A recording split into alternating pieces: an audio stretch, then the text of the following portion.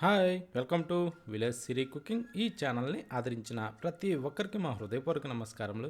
ఇవాళ చాలా మంచి రెసిపీతో మీ ముందుకు వచ్చానండి. చాలా అంటే చాలా బాగుంది. ఒక్కసారి ఈ వెల్లుల్లితోని ఇలా ఎర్ర చట్నీ చేసి చూడండి. టేస్ట్ మాత్రం సూపర్ అండి. నోటికి ఏమి తినబుద్ధి కానప్పుడు ఈ విధంగా ఒక్కసారి చేసి చూడండి. ప్రతి ముద్ద ఎంతో రుచిగా కడుపు నిండా అన్నం తింటారండి. అంత బాగుంది ఈ ఎర్ర చట్నీ. ఈ విధంగా చేసుకొని దేనిలోకైనా సరే తిని చూడండి. సాంబార్ చేసినా, పప్పు చేసినా, ఇలాంటివి చేసినప్పుడు వాటిలోకి సూపర్గా ఉంటుంది. దాన్ని ఎలా చేయాలంటే ముందుగా మనం ఇలా ఎండుమిరపకాయలు తీసుకోవాలి. ఎండుమిరపకాయలు తీసుకునేసి తొడాలు వచ్చి రెడీ చేసి పెట్టుకునేసి ఇప్పుడు వెల్లుల్లిపాయలు అండి. అవి మంచి లావు పాయలను తీసుకునేసి ఒక గడ్డని ఇలా పొట్టు తీసి రెడీ చేసి పెట్టుకునేసి ఇప్పుడు అవి పక్కన పెట్టి స్టవ్ మీద ఒక బౌల్ అయితే పెట్టుకోవాలి. పెట్టిన తర్వాత ఆ బౌల్లో ఒక గ్లాసు నీళ్లు పోసుకుంటే సరిపోతుంది. ఓకేనా? ఈ గ్లాసు నీళ్ళని ఏం చేయాలంటే ఇప్పుడు కొంచెం తెరలనివ్వాలి. అంటే కొంచెం ఈ టైప్లో తెరలాలండి. ఓకే, ఈ విధంగా తెరిలిన తర్వాత ఇప్పుడు ఏం చేయాలంటే స్టవ్ ఆఫ్ చేసేసేయాలి. స్టవ్ ఆఫ్ చేసిన తర్వాత ఆ వేడి నీటిలో ఈ ఎండుమిరపకాయలని వేసేసుకోవాలి. ఈ విధంగా ఈ ఎండుమిరపకాయలను వేసిన తర్వాత కొంచెం వీటిని ఆ టైప్లో అదుముకుంటూ వీటిని కొంచెం మనం నానబెట్టుకోవాలి. ఈ యొక్క దాదాపు అంటే ఒక 10 నిమిషాలు నానితే సరిపోతుందండి. ఆ వేడి నీటిలోనే వీటిని నానబెట్టుకోవాలి. ఇప్పుడు ఈ విధంగా నానబెట్టిన తర్వాత మళ్ళీ ఒక్కసారి ఇలా కొంచెం అలా తిరగేసుకుంటూ ఏ విధంగా నానేయన్నది ఒక్కసారి చూసుకోవాలి. కొంచెం నీళ్లు చల్లారిపోగానే ఇంకా ఆఫ్ చేసేసి ఒక రోలు సిద్ధం చేసుకొని ఆ రోట్లో ఈ నానిన ఎండుమిరపకాయలని వేసుకోవాలి. అంటే నీళ్లు పోయకుండా ఓన్లీ మిరపకాయలు మాత్రమే తీసి అందులో వేసేసుకోవాలి. ఈ మిరపకాయలన్నీ దాంట్లో వేసిన తర్వాత ఇప్పుడు వీటిని మనం కచ్చపచ్చగా అయితే దంచేసుకోవాలండి. దానికి 1 టేబుల్ స్పూను సాల్ట్ వేసుకుంటుందంటే ఈ మిరపకాయలు కొంచెం తొందరగా మెదిగే అవకాశం ఉంటుంది. ఈ ఫస్ట్ ఏంటంటే ఈ మిరపకాయల్లో కొంచెం నీరు శాతం ఉంటుంది కాబట్టి నీళ్ళల్లో నానబెట్టున్నాం కదండి. అందుకోసం అనేసి ఆ నీళ్లు ఎగిరి మన మీద పడకుండా కొంచెం ఫస్ట్లో మెత్త అంటే చిన్నగా అలా దంచుకునేసి ఈ టైప్లో గుజ్జు అయ్యేంత వరకు దంచేసుకోవాలి. ఆ తర్వాత ఇందాక రెడీ చేసి పెట్టిన ఈ వెల్లుల్లిపాయల్ని దాంట్లో వేసేసుకునేసి ఈ వెల్లుల్లిపాయలను కూడా మనం మెత్తగా దంచేసుకోవాలి.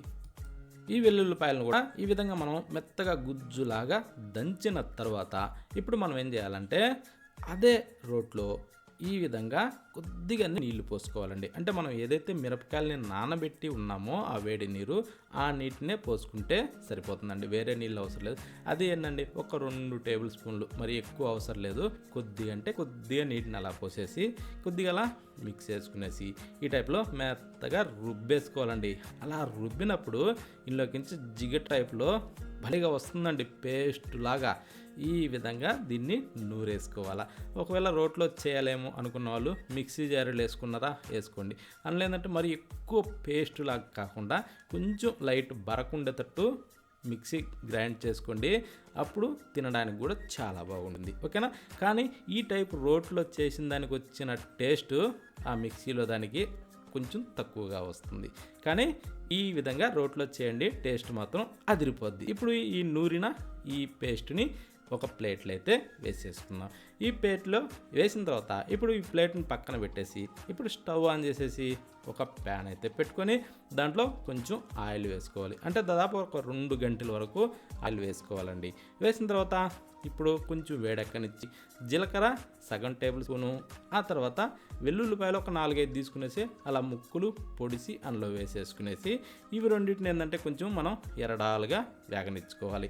ఈ కొంచెం వేగిన తర్వాత ఇప్పుడు ఏం చేయాలంటే ఎండుమిరపకాయలండి ఒక 2 తీసుకునేసి ఇలా మధ్యలోకి ఇరిసి అందులో వేసేసుకొని వీటిని కూడా కొంచెం లైట్గా కలర్ మారనిచ్చి ఇప్పుడు కరివేపాకండి ఒక 2 రెబ్బల్ని అలా దూసి అందులో వేసేసుకునేసి అది మంచి వాసన వచ్చేదాన్ని తీసుకోండి.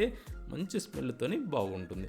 ఇప్పుడు రోట్లో రుబ్బిన ఈ పేస్ట్ని ఇందులో వేసేసుకుందాం. అంటే ఈ ఎండుమిరపకాయలు నానబెట్టి రుబ్బిన పేస్ట్.